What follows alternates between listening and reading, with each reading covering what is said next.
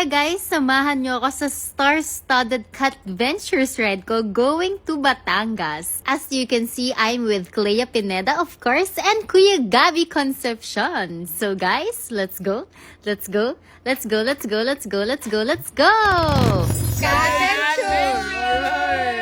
So, ayan guys, nasa Startol na kami and we are with Clea's tito, si Tito Richard, and with us also is Clea's father, si Tito Rino. So, actually, papunta na kami sa Batangas to meet up with Kuya Gabby kasi nandun na siya. May rest house kasi siya doon and yung motor na nandun na. So, hindi na kami nakita-kita sa Manila. So, diretso na lang kami sa Lobo exit to meet up with him. So, ayan, we made it to our meeting place already. But first, motorcycle check! Syempre guys, sa lahat ng Catventures ko, dapat kasama na si Clea. Wala siyang choice. Uy, lahat tayong blue! Cute. It's the color of the day. Hi, Tito. Good morning. Morning ka. At syempre, bago ang lahat, kape muna para madaming energy! Let's go! Pero guys, ang tanong, kaya pa ba ng motor ko? So ayun guys, naka-cable tie na yung aux light ko kasi for sure lumong yung screw dahil sa wind drag namin dun sa expressway. Thank you, Tito Rino, sa pag-ayos! Yung 7-Eleven, ang saan kayo magkikita. Oh, ito na! Ano dala mong bike? BMW XRS 1000. XRS 1000. Grabe, hindi ka rin magsisisi For dito. touring naman. Oo, ito na mga naman to, yung mga bike nila. Talaga naman. So ayun guys, nag-ride na kami going to Cafe Mina to have breakfast kasi sobrang gutom na kami guys. Dinala kami dito actually ni Kuya Gabby kasi masarap daw yung food at puntahan daw talaga yung Cafe Mina ng mga riders. Tapos ayan guys, tingnan nyo si Kuya Gabby. Sobrang sipag niya mag-vlog as in. Nakakatuwa siya tingnan kasi very energetic siya, very bubbly siya, and never siya nawalan ng sasabihin. So nakakatuwa siya kasama. But anyway, ito yung menu pala ng Cafe Mina. So as you can see, ang dami nilang options. Pero I got there, Kape Barako, of course, famous yan sa Batangas. And that's my second cup of coffee, guys. I need the energy for today kasi madami pa kaming pupuntahan at madami pa kaming gagawin nila Kuya Gabby. So of course, I ordered my favorite Tapsilog. Then after namin kumain, guys, nag-ride na agad kami. So, ayan, nag-quick stop over muna kami sa isang gilid para makapag-rest ng kote kasi napakainit, guys. At syempre, para maka-rehydrate din. Tapos, guys, nakikita nyo ba yung kotse sa likod namin na naka-hazard? Guys, yan lang naman yung camera crew ni Kuya Gabby para at least maganda yung rolling shots para sa vlog. O, diba? For the content talaga si Kuya Gabby eh. Anyway, so, ayan, nag-ride na ulit kami. And guys, grabe, sobrang ganda ng dinaanan namin dito sa Batangas. Pero nakalimutan ko na guys kung anong tawag sa lugar na to. Pasensya na. Alam niyo naman ako, sisunod lang ako. Basta kung saan man sila pumunta, dun din ako pupunta guys. But anyway, ayan, sobrang enjoy talaga kami. Kasi sobrang daming twisties. As in, kinikilig kami guys. Ang lawak ng kalsada at sobrang paved na siya. So, hindi siya malubak. Pero ayan, syempre, nagpabebe muna ako. Nag-flying kiss muna ako. Kasi sakto guys, nakita ko yung camera crew ni Kuya Gabby nag-aabang sa amin para sa rolling shots namin. O, diba? As your pabebe lady rider. Charot! Tito! Hey! Hey! Cheers! 3 points! Dito tayo sa bahay ng Lubo! Basketball muna tayo! Let's go! Ganda! Sobra no, Tito. Enjoy. Daming twisties. Imbis na magmarilaki kayo, dito na lang kayo. Mas Oo safe nga, dito. may mapupuntahan Dito, walang pa. kamote, man. How about you, Han? What are you going to say? Enjoy? It's good. I had fun. With the twisties earlier. You saw City that? naman! Yes. City naman! Sana all! Sana all! Oo!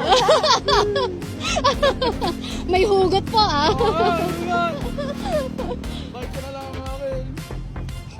Tuhan. Yeah, super init. Sana all! Mahal! Mahal ka na!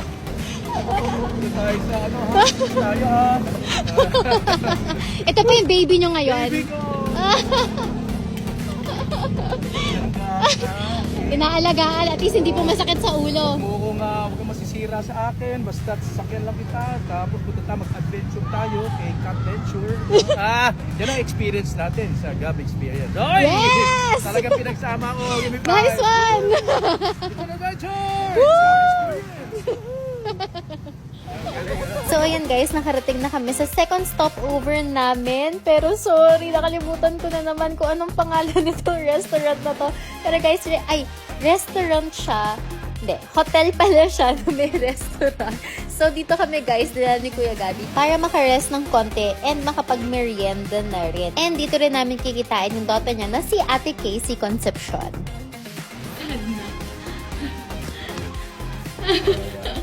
Sakto. Kung gusto niyo mag-out of town at gusto niyo ang gubat, dito na kayo magpunta. Buko. Ito, kita niyo. Ang daming ibon, no?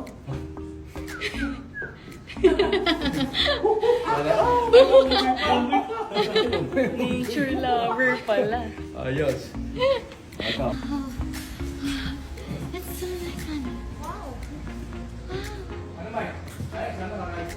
So, we're with Ate Casey Concepcion already. And ayan, they're taking a selfie kasi sabi ni Kuya Gabi na father-daughter tandem daw sila. Ang cute. But anyway, ayan, speaking of cute, meet Ate Casey's cutie dog. Smile, baby! Ayan ang sugar smile. Smile! Kiss! Kiss! May kiss ka ba, ha? Mahilig ka sa chicks, ha? Ikaw, ah? Ang chichicks ko, ah. Ang chichicks ko. So, ayan guys, I just ordered mango shake kasi grabe, napakainit ng ride namin. At least guys, refresh yung iniinom ko kahit hindi nakaka-fresh yung init. Ganun! Hi! Touchdown! Touchdown! Finally! Time to Shower! freshen up! And sleep! Sobrang lagkit. Malagkit, grabe. Pulas.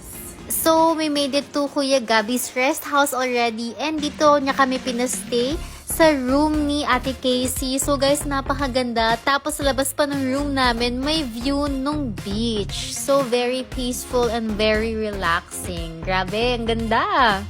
Ito yung pinakamagandang view.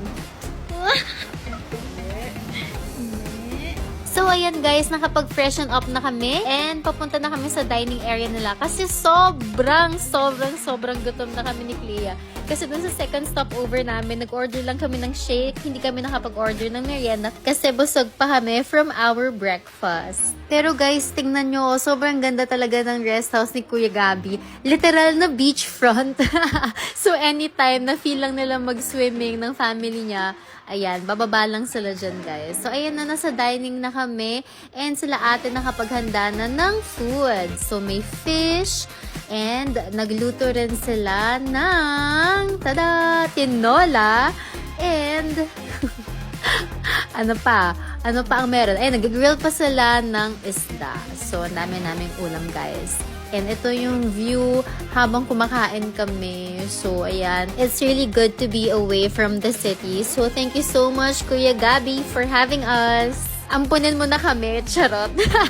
But wait, there's more, guys. So, si Tito Rino, yung daddy ni Clea, nagdala rin ng liempos. Alam kasi ni Tito na favorite namin yan ni Clea. So, Tito Rino, thank you so much. Woo, sarap ng lunch namin. Let's go. And ayan, a wild Daddy Lee appeared. So, sumunod din si Daddy Lee sa rest house ni Kuya Gabi. We had dinner together, tapos chikahan. And ayan, si Kuya Gabi, nagva-vlog pa rin, guys. So, ang sipag talaga ni Kuya Gabi mag-vlog. Nakakatuwa yung energy niya.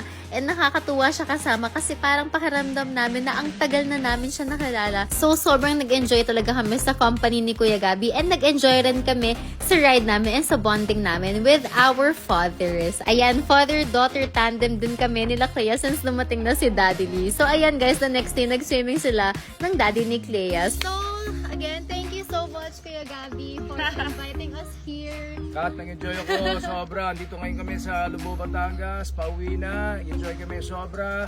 At dito si Kat and Clea at ang kanilang kumpare. Puro K kami. K. Alright. So, walang glam-glam dito. Pinagpapawisan tayo pag dumidikit nga tayo. Lagkit, diba? Lagkit. Ito mga to. Ha? So, at least enjoy to. Nature. Yes. Diba? Follow lang kayo kay Kat. Ha? Talagang Cat Venture, guys. Glad tayo kung saan-saan. Cat and Alright! Woo! Biyahe na!